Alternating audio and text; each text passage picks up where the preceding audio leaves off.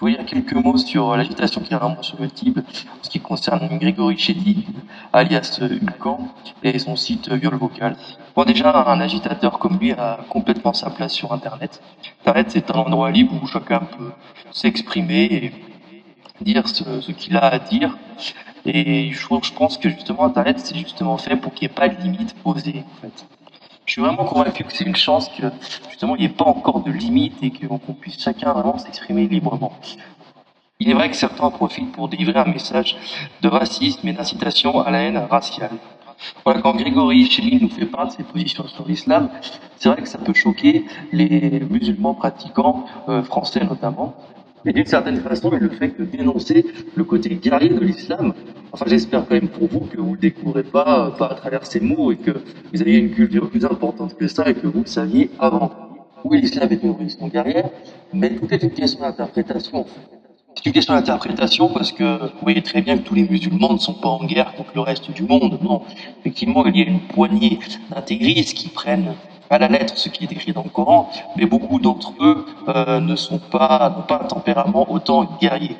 Après, à titre personnel, je suis convaincu que toutes les religions ont plus ou moins des côtés mauvais ou néfastes. Alors c'est vrai que ces propos ne doivent pas plaire à pour les pratiquants, tous les religieux musulmans, certes, mais d'une certaine façon, il ne fait que dénoncer ça. Après, on a à être d'accord ou pas être d'accord, mais pas à accuser quelqu'un de racisme simplement parce qu'il dénonce.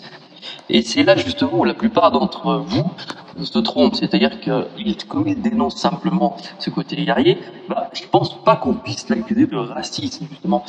La seule chose que je peux lui reprocher, c'est qu'il s'est concentré sur ces versets-là et qu'il a certainement passé à la trappe un certain nombre d'autres versets qui sont beaucoup moins, on va dire, violents et qui incitent moins à la conquête des autres. Après, je suis convaincu aussi que le fait qu'il soit juif, eh ben, malheureusement pour lui, ben, ça aide pas, et du coup, tout le monde crie au scandale, oh là là, un juif parle mal de la religion mondiale, mon Dieu, c'est du racisme, c'est du racisme. Un bouddhiste aurait fait la même chose, personne n'aurait parlé, ça aurait dérangé personne, ça, je suis certain. De plus de ces arguments ont le mérite d'être pertinents mais on pourrait certainement en débattre pendant un certain nombre d'heures. Je crois aussi qu'il faut vraiment faire la différence entre ses paroles à lui et les gens qui utilisent son style vocal pour faire des blagues. C'est vrai que dans le canular, lorsqu'ils obtiennent les casiers judiciaires, je crois bien que c'est de la fouine, pardon, je me rappelle plus si j'ai une bêtise, vous me corrigerez, je pense, où il y en a quelqu'un qui dit derrière, ah, mon petit boucac, bon. C'est vrai que là, du coup, quand on entend ça, on sait pas trop si c'est pour rire ou si c'est vraiment une insulte méchante, quoi. C'est vrai que là, du coup, on peut complètement se poser la question, je suis d'accord. Vous me corrigerez si je dis une bêtise, mais il me semble que dans ce canular, là où j'entends le mot boucac, je crois pas que ce soit lui qui le fasse, ça doit être d'autres internautes du site Viol Vocal. Mais encore une fois, si je dis une bêtise, n'hésitez surtout pas à me corriger. D'ailleurs, je voudrais dire un grand merci à tous ces internautes qui ont magnifiquement réussi à obtenir ces casiers judiciaires. Grâce à eux, on peut connaître la vérité sur tous ces gens du show business. Le public avait parfaitement le droit de savoir si en réalité ils disaient la vérité sur leur casier ou bien s'ils mentaient simplement pour augmenter leur nombre de ventes. Parce qu'il semblerait que pour faire un bon rappeur, il faut être aussi un bad boy. Alors là, je partage effectivement aussi le point de vue de Hulkin là-dessus, c'est-à-dire que je ne suis pas convaincu que pour être un bon rappeur, il faut être un bad boy.